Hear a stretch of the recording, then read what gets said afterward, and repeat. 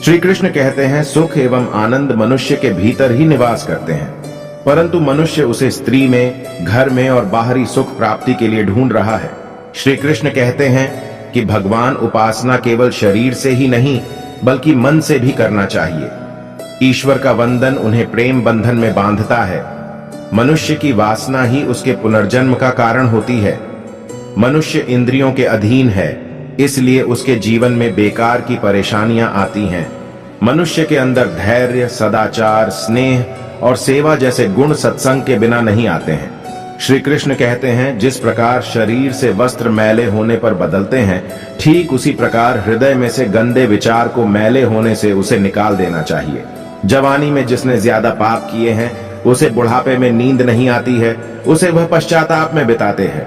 भगवान ने जिसे संपत्ति दी है, उसे गाय रखकर सेवा करनी चाहिए, इससे भगवान प्रसन्न होते हैं। जुआ, मंदिरापान, परस्त्री गमन, अनैतिक संबंध, हिंसा, असत्य, भद्द, आसक्ति और निर्दयता, इन सब में कलयुग का वास है। इसलिए इसका और एक नाम है घोर कलयुगा।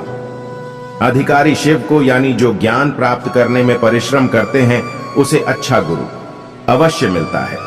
भगवान श्री कृष्ण कहते हैं कि मनुष्य को अपने हृदय को बार बार समझाने की कोशिश करनी चाहिए, ईश्वर के सिवाय उसका कोई नहीं है।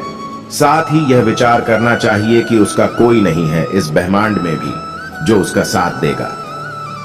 भोग में क्षणिक क्षण भर के लिए सुख प्राप्त होता है, साथ ही त्याग में स्वार्थी आनंद है। श्री कृष्ण कहते हैं कि सत्संग ईश्वर की कृपा से मिलता है, परंतु कुसंगति में पड़ना मनुष्य के अपने ही विचारों के कारण होता है।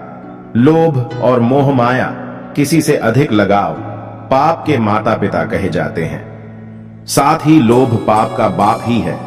श्री कृष्ण कहते हैं कि स्त्री का धर्म है कि रोज तुलसी और पार्वती का पूजन करें, इससे उनकी सुख समृद्धि हमेशा बने रहते हैं। मनुष्य को अपने मन और बुद्धि पर हमेशा विश्वास नहीं करना चाहिए, क्योंकि ये बार बार मनुष्य को दगा देते हैं। खुद को निर्दोष मानना बहुत बड़ा गुनाह साबित होता है।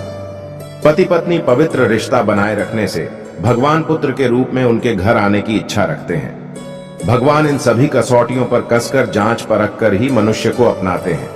इसलिए मन में गलत विचार नहीं रखना चाहिए, सदैव सबके साथ प्रेम भाव से रहना चाहिए।